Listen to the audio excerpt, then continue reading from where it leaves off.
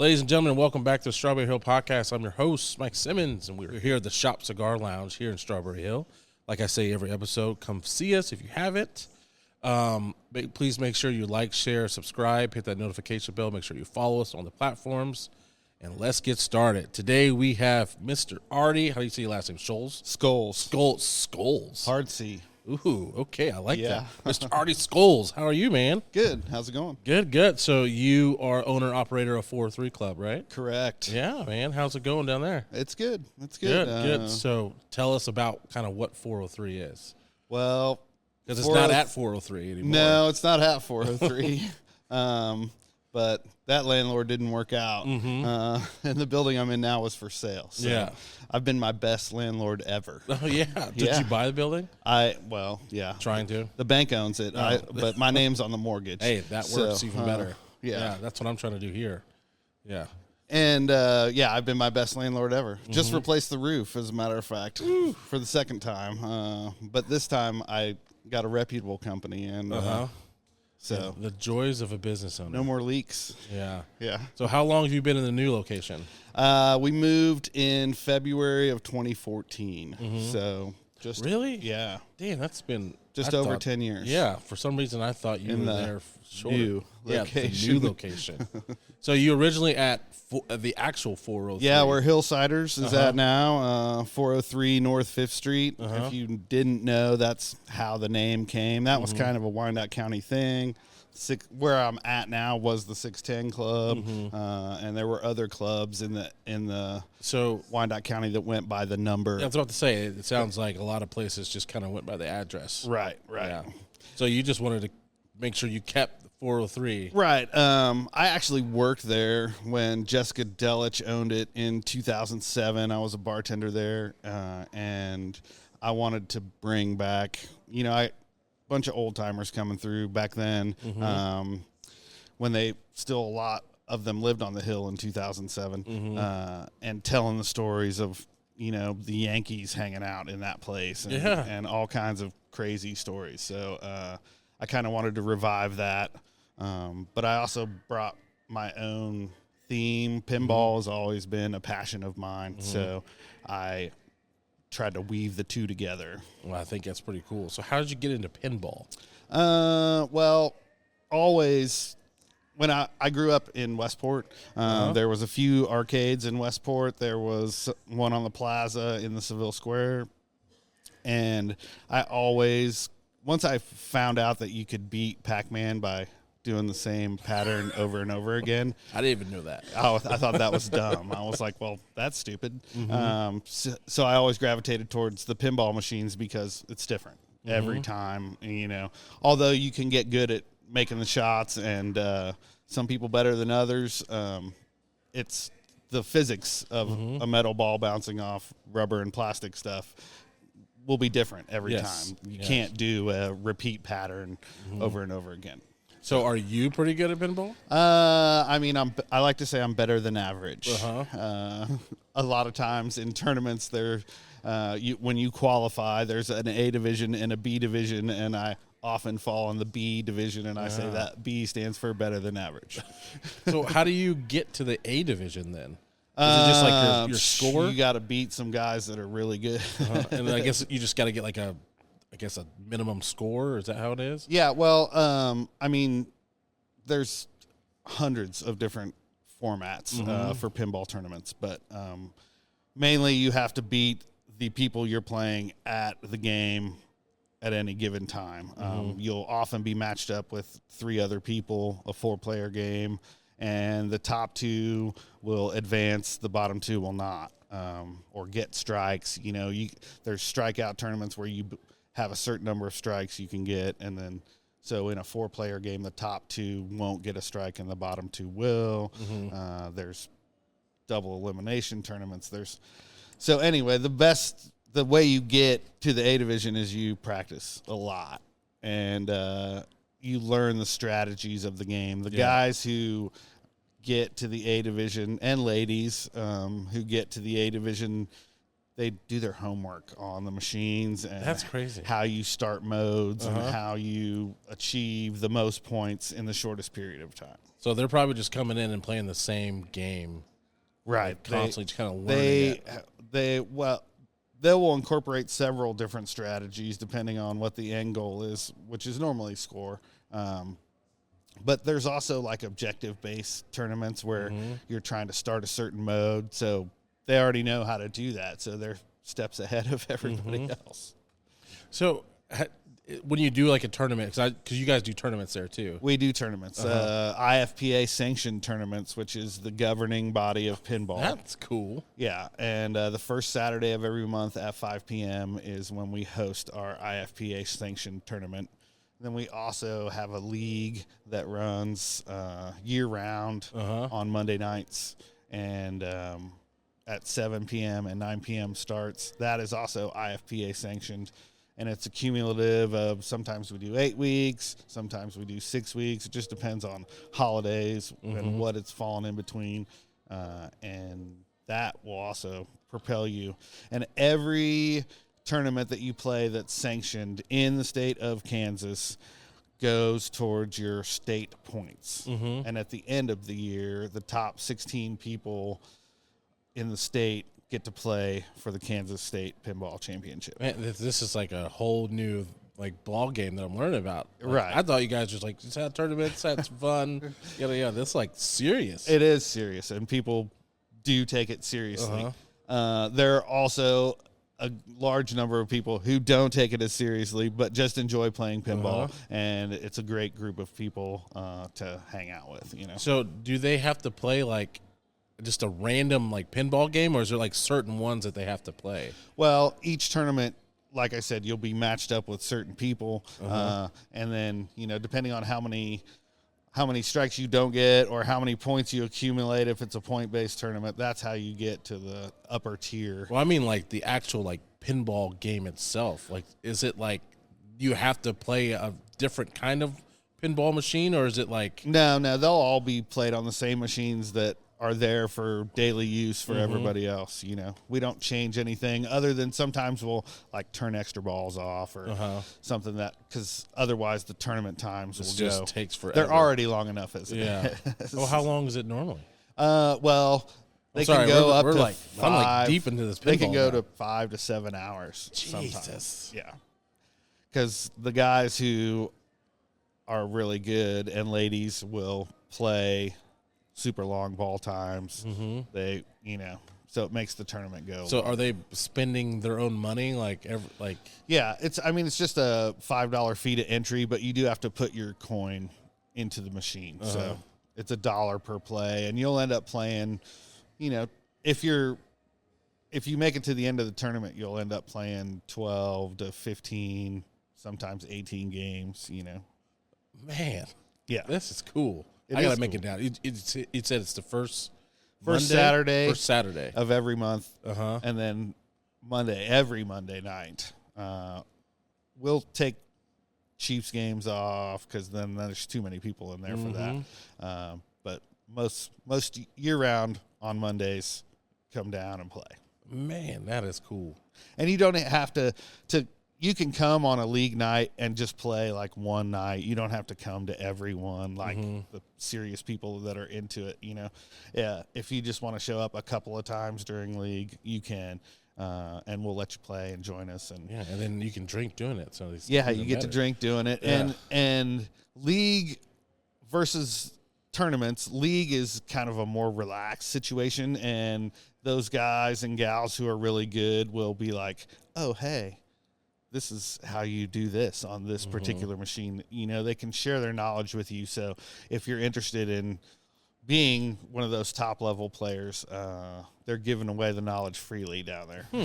So is there like I know like pinball machines have like varied like from, the 60s and the 90s and now, like, is there like a certain like period of time where like that was like the golden years of pinball machines? I mean, for me, the early 90s when Bally and Williams were cranking out Addams Family and Attack Addams from Family Mars. is like a classic. Yeah. It is a classic. And Medieval Madness and Attack from Mars and Monster Bash and Cactus Canyon. And those games are the games that, when I was a young man, started really drawing me into the game. And it's when they kind of took the leap from, the solid state games, which didn't have as many ramps and stuff, to like really putting a lot of toys into each game and incorporating the modes. And it's when I really caught my passion. So I love those. And the newer titles are a lot like those. They all are trying to still emulate those 90s, early 90s awesome games. So how many machines do you have? We have 11 at the bar, yeah. Do you have Addams Family down there? We do not at the time. Man. It's been there on and off several times over. I just remember, I can remember playing that one all the time. Yeah. Definitely when I first opened, it was there. In the old Hillsider spot, we had an Addams Family. We had a Twilight Zone. We had a Creature from the Black Lagoon. All, A-list games from that period. So what is your favorite one? I mean, I know it's probably a loaded question. Well, yeah, there's tons of games that I love to play.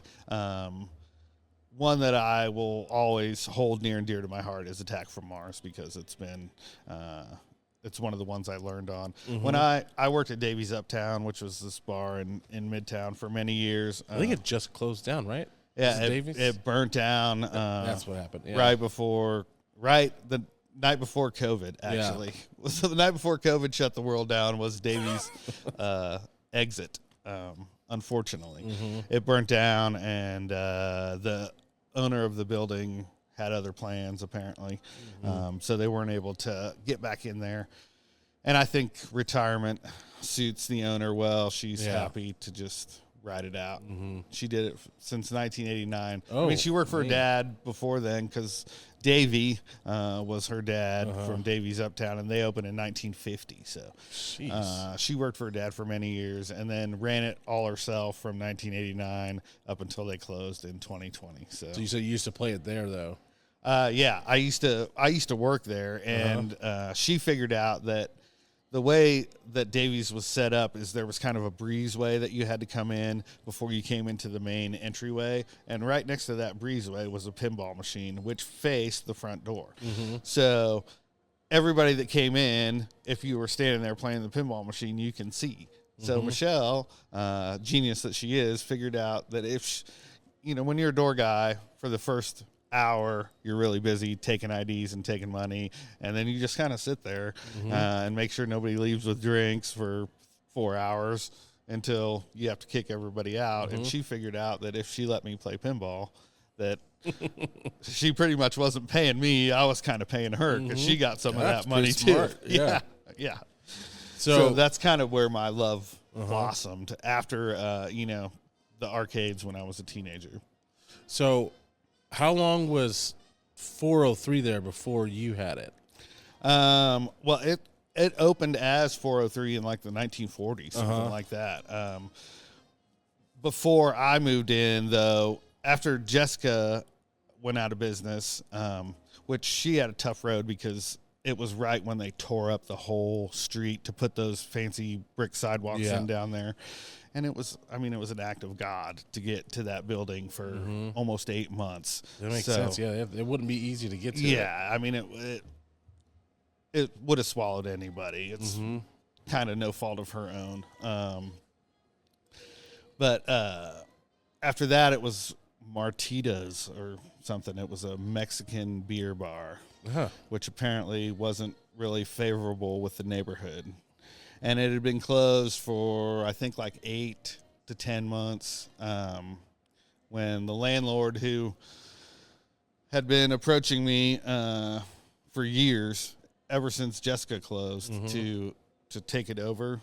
He would come in on my nights, which were busy. At that time, you could still smoke in bars over here, but you couldn't in Kansas City, Missouri, which was where I worked predominantly, in bars anyway. And people were like, what? you can smoke and drink at the same time still over there. So my nights were really busy. And the landlord of the building kind of followed me around. And, I mean, we knew each other anyway before that time, but followed me around and eventually talked me into opening the place. So that was 2011. No turning back. No, and then there was no turning back. So you've been in this spot since 2014. That's cool. That's flown by. Yeah, it is. Because I thought it was like 6-7 years, and I'm just like, oh wow, that's 2014. Yeah, and although it's a little more off the beaten path than the old location, I still think you guys are in a good spot. It's more spacious, and it's got parking, which on Strawberry Hill, parking is premium down is here. a rarity. Yeah. So I take real good care of my parking lot just because I'm proud that I have it. So, how did you get into, I guess, the bar world? How long have you been in working in bars? I grew up back to Davies, Uptown. I grew up with Davies' youngest child. So we were sweeping the floors in there in 5th grade. But as Davey phased out and his daughter took it over, Michelle hired me to be a door guy. And at the time I was only 19, so I had to stand outside the bar. Be in the bar. Yeah, I couldn't be in the bar because you had to be 21 to be in the bar. But I could stand outside on Main Street and check IDs and take money and do all that, no problem. So I started working there when I was 19, and that was my birth into the bar world. And despite working another career altogether, I always still worked the bar on the weekends. I would work the door one night or bar back one night, and the other night I would do the opposite. So are you originally from this area, or where are you from? I'm from Kansas City, Missouri. I mean, I was born at KU, so technically I'm from Kansas City, Kansas. Yeah. But I grew up at 37th and Southwest Trafficway. Oh, so you're close enough. Yeah. Yeah. We'll Midtown, through and through. And, I started working over at 9th in Minnesota when I was 13. My dad was the vice president of marketing for Carpet Corner. So I started working in their warehouse when I was 13 because I wanted stuff, and he was like, if you want money, you better work. You have to work. Yeah. So thankful for him to, breathe that work ethic into me. And so I grew up kind of over here too. From the time I was 13, I worked at Carpet Corner until 2005. I forgot about Carpet Corner. Yeah. Yeah. It's still there today. Yeah. Great people. Yeah. Still run by the same family. And, I went from the warehouse to sales to management. I mean, estimator. I did everything for them. So if I need carpet, I can still I can talk to you. Still drop my name. So you host these tournaments. I know you do, and I know that sometimes you'll get like some of the top talent in there. We have a local pinball celebrity. Carrie Wing is the 2-time women's world champion, and she just went over to Europe and won something over there too. The women's title at the UK Open, I believe it was. Don't quote me on that though, but she's amazing pinball player. Unfortunately, fortunately for her, let me change that. Fortunately for her, a company out of St. Louis that buys and resells high-end pinball machines and is also trying to get into the distribution of pinball machines, hired her to be their lead technician. So she has moved to St. Louis. She's getting paid, to work on pinball machines, a healthy wage with benefits and health insurance and all that stuff. So I'm so happy for her. That's good. It just sucks that she's not in Kansas City anymore. So how often do you have to like switch out the machines? Like, is it like a you thing? Like, all right, this has lived its life here. It's an earnings thing. It's based on earnings. Once the earnings drop, I guess that makes sense. Below a certain level, then that one's got to go.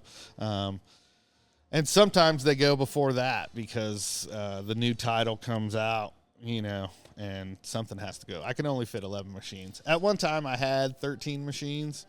We had 2 on the wall, like right as you walked in. But come to find out, it didn't earn anymore.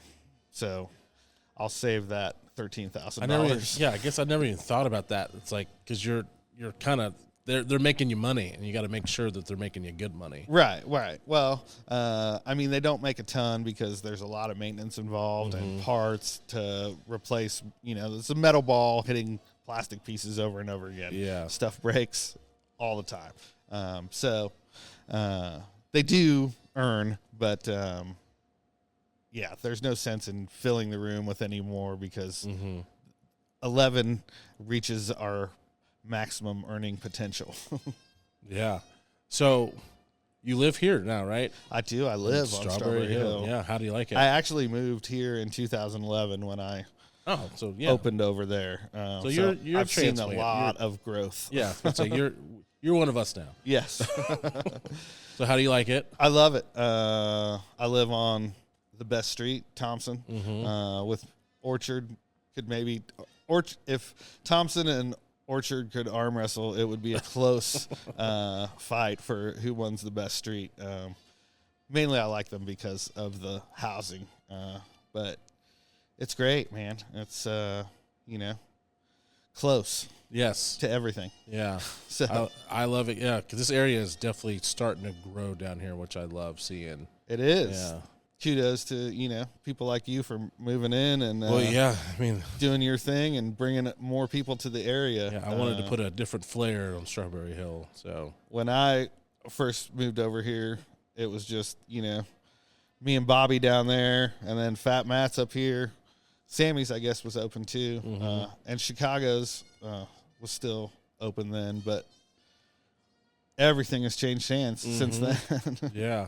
So, even Fat Matt's was Fat Cats. I forgot. For a couple of years or something. So it's been interesting to see it all change, and now with Hillsiders and Easy In and Fat Matt's with Sammy running it now, and then Sammy's and Chicago's with Laura and Wes. It's and you, Mike Davenport, coming into the neighborhood to do his thing.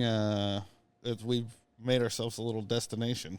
I love it. Yeah. Dewey's too. I haven't been there yet. I haven't been there yet too, but I've seen pictures and stuff. Yeah. So it seems like they have good crowds there. Yeah. So what else do you do at 403 other than like pinball? Like, do you guys do any other like events? We have really affordable drinks. Yes, you do. We have a large array of beers that not as many people carry over here. More craft beers. And TVs. Got a lot of TVs. So sporting events. Lots of people come to watch Chiefs, Royals games. Used to be sporting, but they're not on TV anymore. You have to have Apple TV, Apple internet for that, which I don't understand.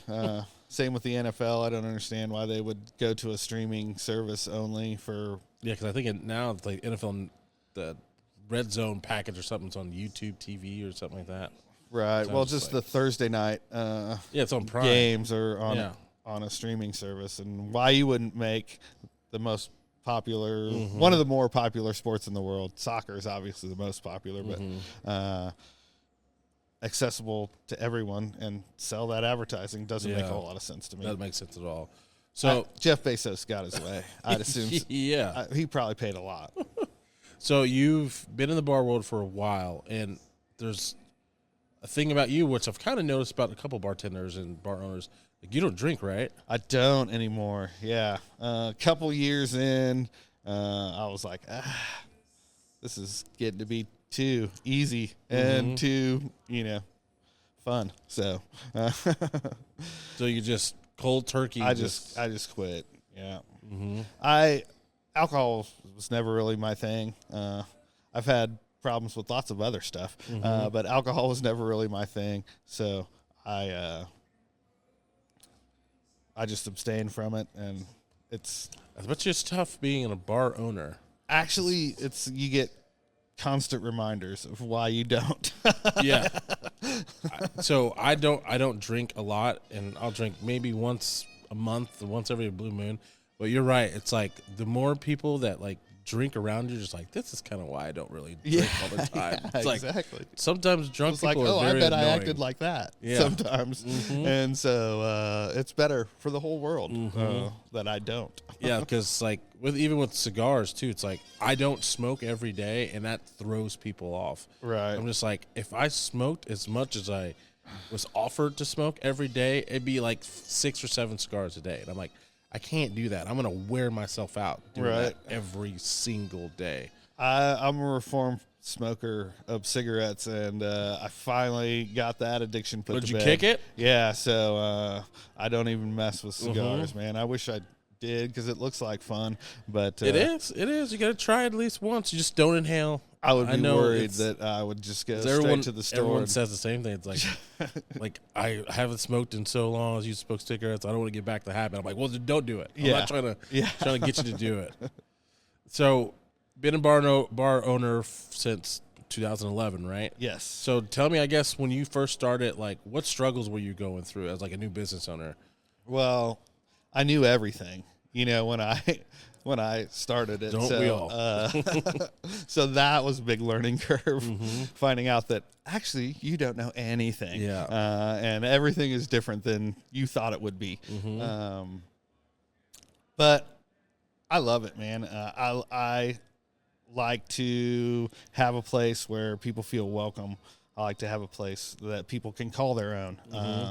And, to unwind, to celebrate, all the things that go along with bars, and be a part of a neighborhood where we're a community here. We do fundraisers, we do, charity events, we do all kinds of stuff.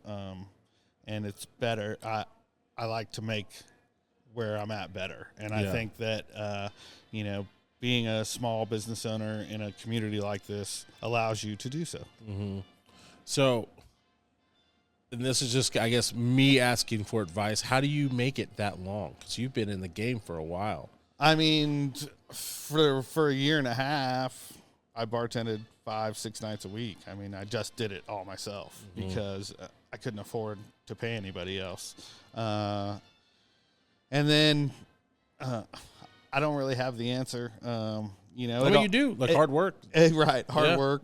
It changed. Everything changed when COVID happened. That was one of my next questions. All the formulas that worked and the things you could rely on as far as like numbers for your weekend business and stuff is everything has changed since COVID, and it hasn't come back to any sort of rhyme or reason in my world. I mean, I'm working 2 other jobs right now just because the bar can't afford to pay me. It also needed a roof, so that was part of the roofs are not cheap. Real expensive. But yeah, I still love it.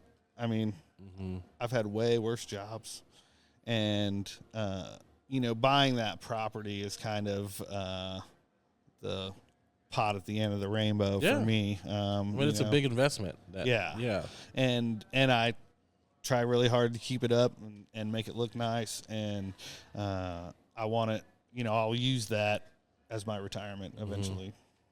So do you like look back and say like, I wish I would have did this different or that? Oh, you always second guess yourself. That's human nature. But the fact that I've survived this long, I try not to change too much. No, yeah, you guys do great. Like I hope, like I always tell people, it's like I'm always worried about like tomorrow, like. But as soon as I get to like, I'm worried about like next week, then I'm like, okay, I can breathe. Right. Like, because like a small business owner, like you're always just worried about, all right, what's tomorrow going to look like? What's next week going to look like? What's next month going to look like? Like before COVID, there was the formulas in place. I had very few worries. I worried about my children. That's it. Because, the bar, I still did payroll and ordering and inventory and that stuff, but, I had a good staff in place, and it just kind of ran itself. The formula worked. Since then, that formula doesn't work, but I've adapted a new formula, and it doesn't lose money. So it's it doesn't make a ton, but Yeah. it's still providing a service for people, and it still puts some food on my table, and Yeah. my staff, they all get to eat really good because people take care of. We have a really good clientele that take care of the staff there, so I love it still. So what did you guys do during COVID? Because that was, because Well, you're first depending we were on people to come closed in and play. Yeah. for 3 months. Yeah. We did that first, and then just anything we could to get by. It was real hard closing at 10, and just as equally as hard closing at midnight, because we have a large service industry clientele, and they were, their places were closing. Mm-hmm. They were staying open as late as they possibly could too, so we were all closing at the same time. So the after work drinks didn't happen. Mm-hmm. I didn't really do any to-go stuff. I didn't, I was a little worried about safety, because people were desperate, man, rightfully so. And so I just did a lot of work to the building. I yanked out the old suspended ceiling and put in all new insulation and tile. We put charge ports under the bar so people could charge their phones. I did put a new bar top on, just whatever I could to stay busy for 3 months. And then initially we had the pinball machines where we would normally have 11. We started out with only 5 so they could be 6 feet apart. All that stuff, yeah. I put hand sanitizer dispensers all over the place. No touch. You just put your hand under it and it shoots out. And just, held on and somehow got through it.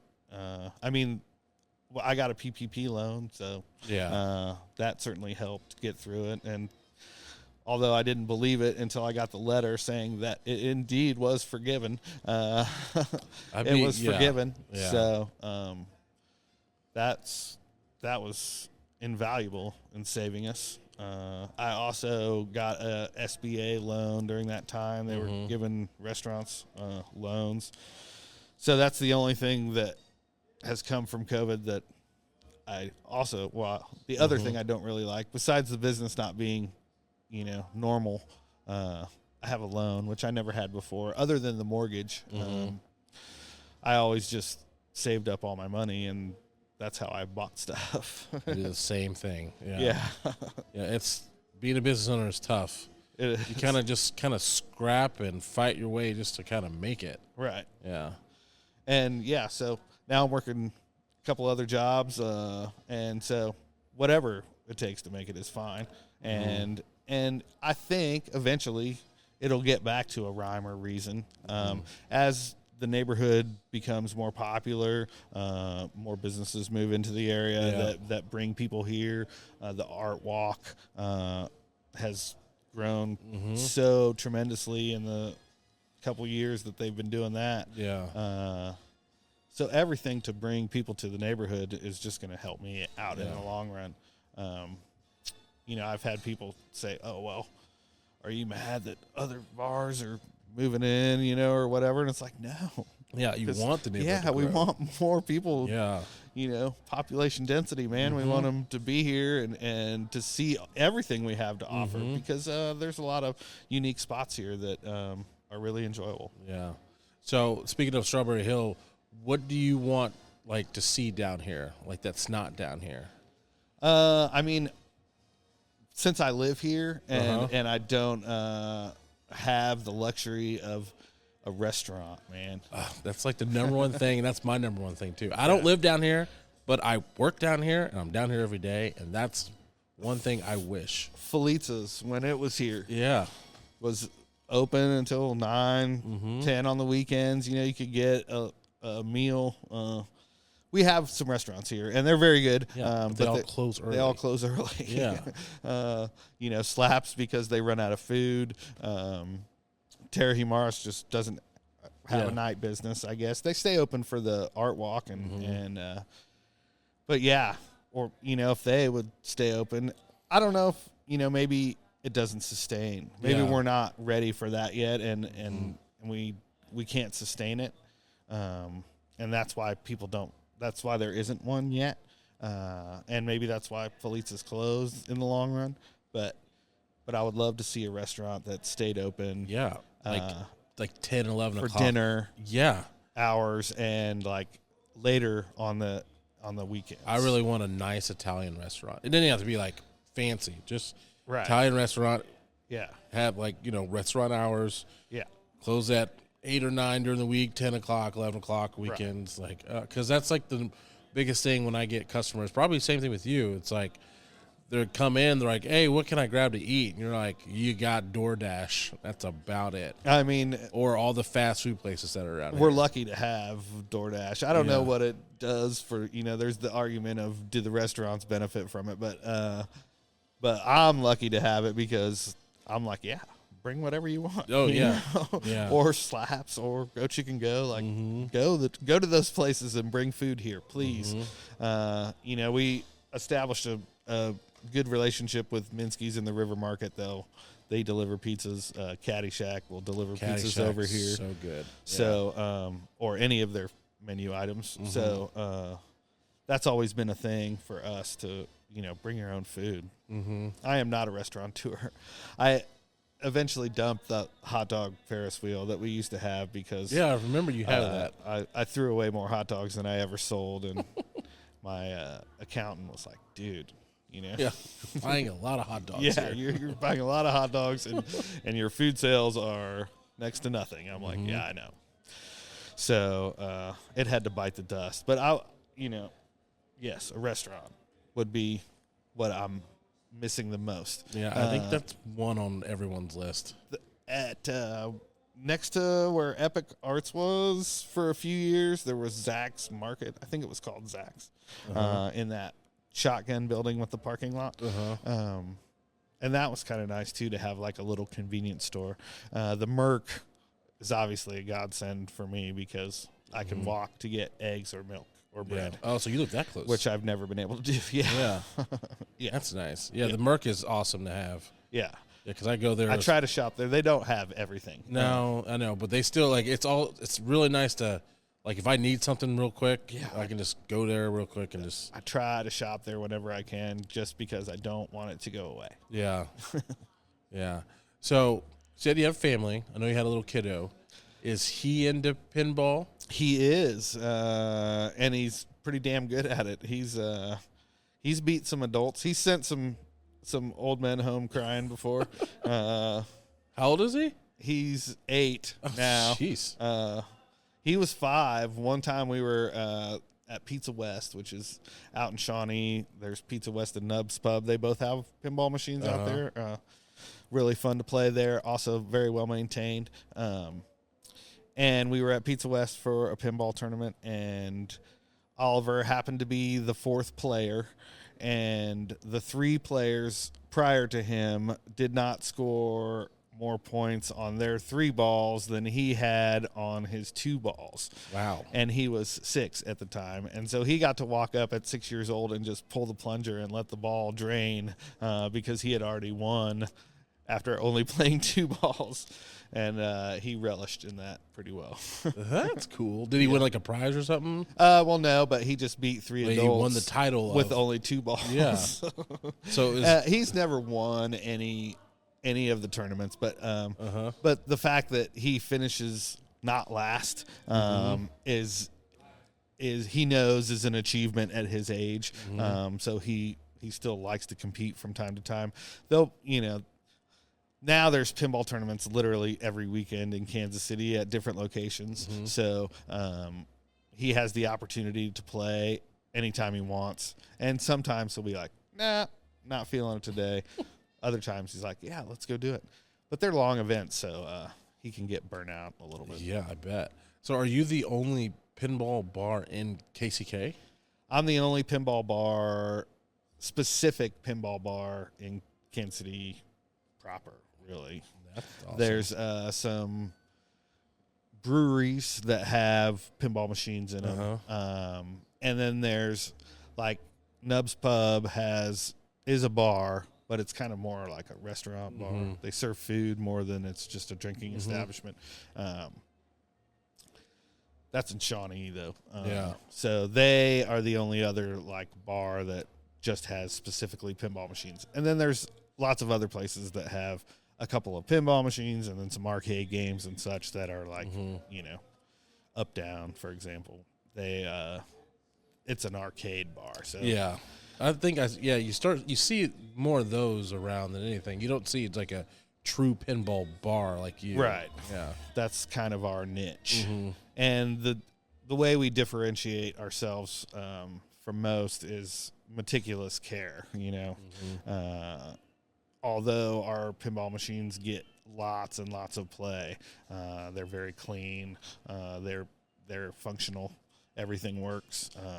And if it doesn't, it's only a couple days until it does, you know. So do you have to clean them? Or I do all of that now. Do you really? Yeah. You don't hire somebody out for that? Well, I did. I guess you're paying money for that. Yeah. So you might as well learn it and do it. Right. Yeah.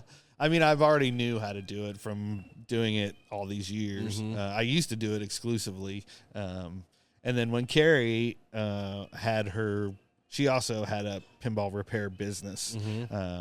So I hired her to do all that maintenance and all the repairs. She would come once a week, and now I just have to do it since she moved to St. Louis. There's a couple of people that if it's something that is over my head that I can turn to, and they'll either come help me or tell me how to get through it.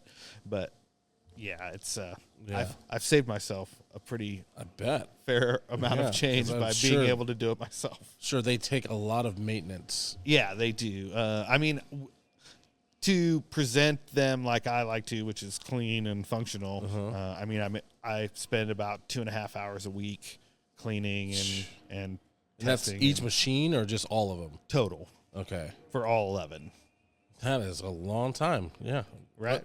I mean, like you said, they need to be pristine. Right. Yeah. So, I mean, since that's our niche, you gotta make sure. Then I gotta make sure that that's how we roll. So, what is your goal? I guess the next 10 years from now. I mean, ideally in 10 years, you know, we're kind of a one-man show down there. We only have one bartender at a time.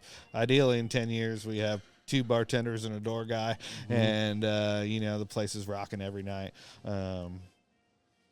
That would be what I would love to see for every bar on Strawberry Hill. You know, lots of people came over here, taking a chance on a area that was up and coming, and it would be nice to see the payoff for everyone down the road. I feel like Strawberry Hill is growing, but it's like a slow growth. It is. But it's growing. Like, I know because I've lived here all my life. Not Strawberry Hill per se, but Wyandotte County. And so I've seen this area since I was younger, and I've worked in this area when I was a cop, and it's just like, even from 5 years ago is completely different. It is completely different. I mean, the property values have you ain't kidding, gone through the roof. Yeah. I've seen some houses. I'm just like, in Strawberry Hill? Right. I'm like, well, I guess it's growing and moving. Over 400,000. A couple of them sold for it. And I'm pretty sure for years, the highest house was $92,000, and that was the biggest, most fancy house on the block. I know me and my wife were kind of joking around, kind of moving down here, but then look at the houses. I was like, geez, they're more than the houses we got now. Yeah, it's gone crazy, you know, which is a blessing and a curse. Yeah. All at the same time. We've lost some of the ethnicity of the neighborhood. You know, I don't know what to say about that other than that's the way it goes, I guess. Yeah, the more money you pump in, it's just kind of like you're going to lose some people on the way. Which is the sad thing about it. It is. But it's like you also kind of want it to grow too, so right. It's like catch-22 with it. It is. So I guess I know I kind of asked this question before, but I'll kind of frame it differently. Like, if you could go back and tell yourself something, like before you started, what would you tell yourself? don't do it. No. Work for somebody else, and then you'll have a lot less headaches. I mean, just if I could tell myself anything, it would be to be better at your spending.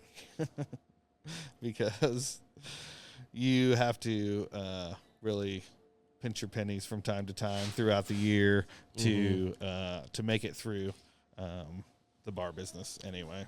I can only speak on that because that's all I really know anymore. And, it's different than it was pre-COVID. And it can be a successful venture. Yeah. But you just have to be careful. I don't know. No, that's good advice. I'm glad I bought my building. I mean, I don't think I would do a whole lot different. Mm-hmm. Yeah, I'm trying to.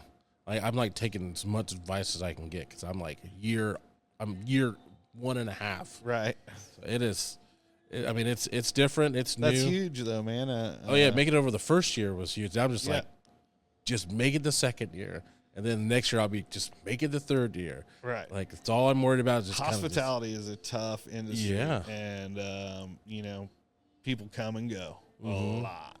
So kudos to you for and then I'm such in a weird market too. It's like I don't have booze. Right. I don't have food. I have cigars. Right. And it's just like you can bring those in, but I don't sell it.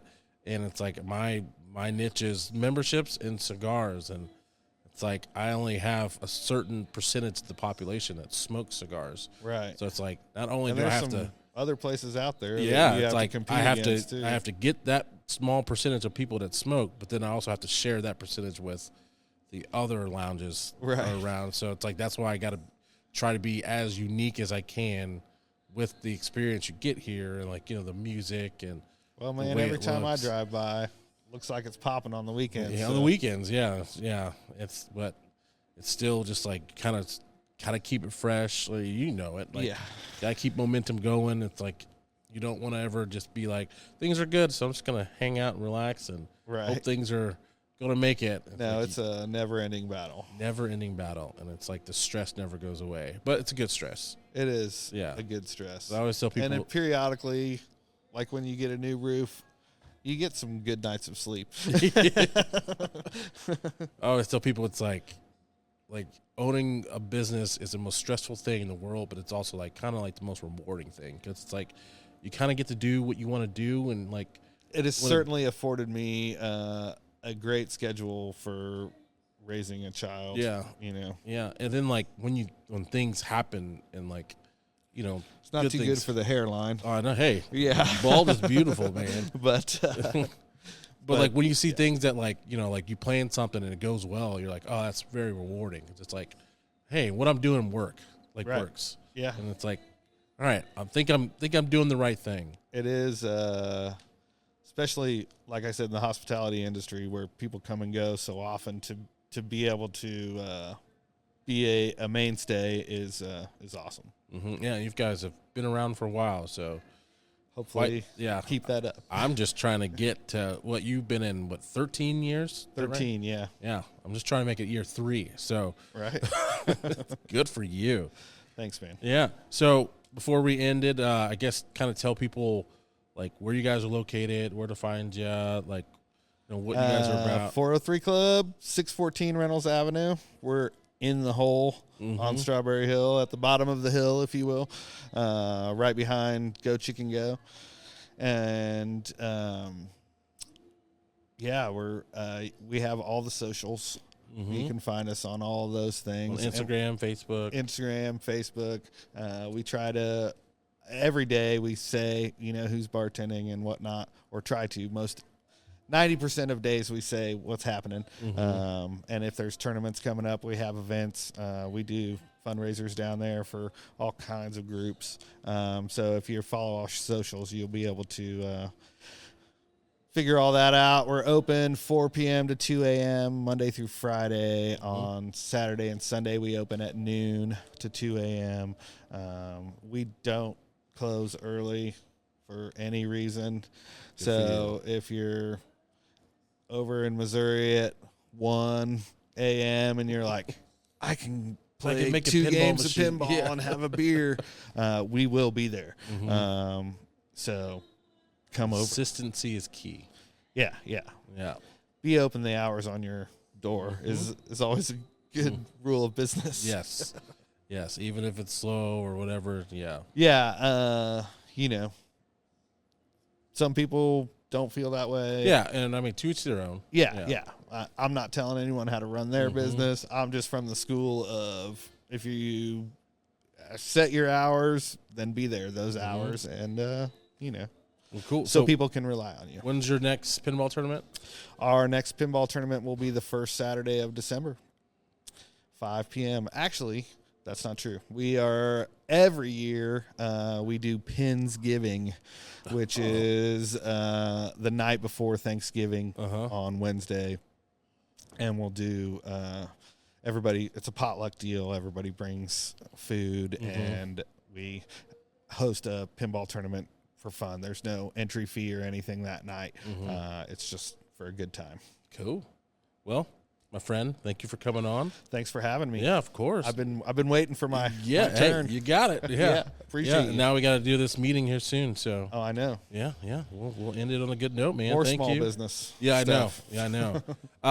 Ladies and gentlemen, thank you for joining in, and make sure you like, share, subscribe, hit that notification bell, and make sure you follow 403 Club on all their social media platforms and go see them if you want to play pinball.